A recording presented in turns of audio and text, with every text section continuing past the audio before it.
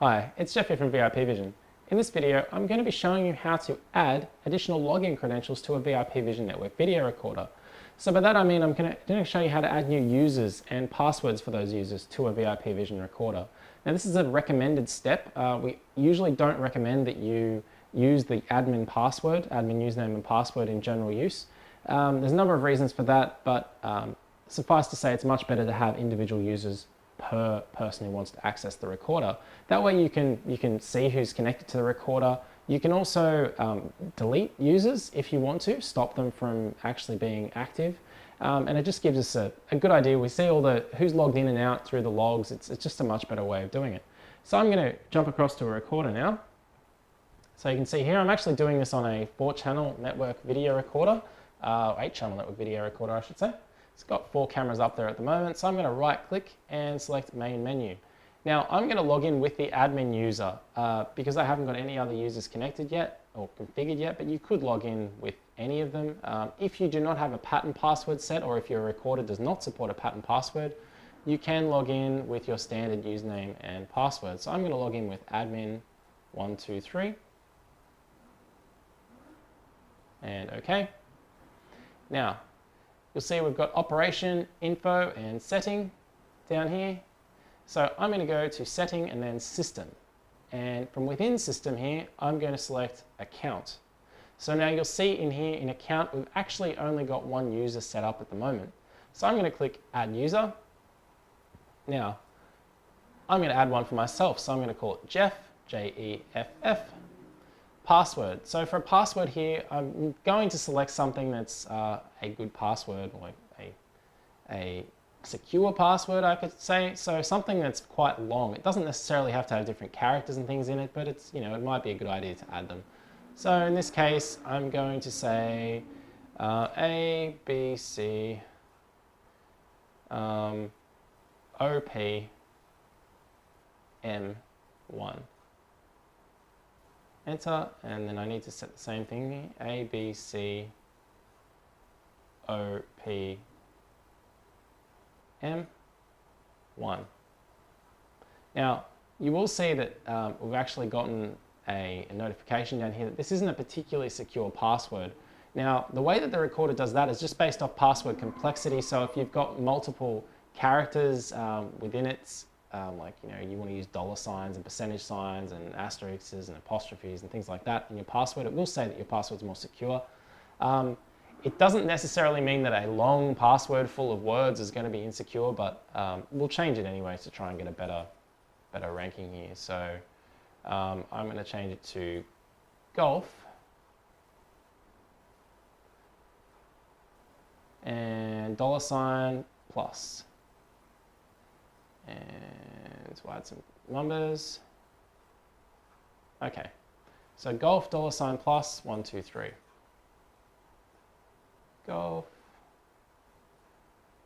$ plus 1, 2, 3. And I'll put it in here as Jeff. Now you can put anything in the memo field. It might be, admin manager or something like that, whatever you want to call it. Now, looking down from there, you have a group. So group determines how we are set up to start off with. So whatever, if I come in here and select the drop down, you'll see that a lot of settings are already pre-configured to be off. Now, I'm going to select admin, and instead of, I'll show you in a second how to set up groups, but in this case, I'm going to prevent myself from being able to shut down the recorder. I'm going to prevent myself from being able to control PTZs. And let's go to playback, and I'm only going to let me see channel 1 on playback, and we'll leave it so that I can monitor everything. So this is where you set what you would like the user to be able to do. Now in a lot of cases you'll probably just leave them all on. Depends on how secure you're trying to set this thing up to be, but yeah, you have fairly granular control here, so you can set which cameras you want them to be able to play back, which cameras you want them to be able to view live, and obviously what you would like them to be able to change. So I'm going to save that. And there you go. Now I've got a new user, and I would then be able to log in with that username and the password that I set just a second ago.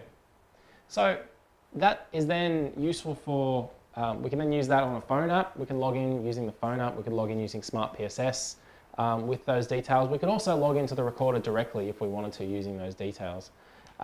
Keep in mind that admin out of the box is the only username and password which is viewable remotely. The 6/8 username and password is not viewable remotely. So I'll flip back. I'll just show you views, groups rather.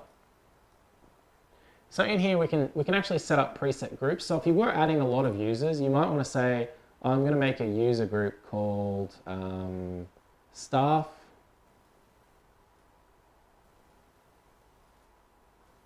And I'm going to just leave the memo blank, but I might stick staff in there or something like that, or use for control of staff logins.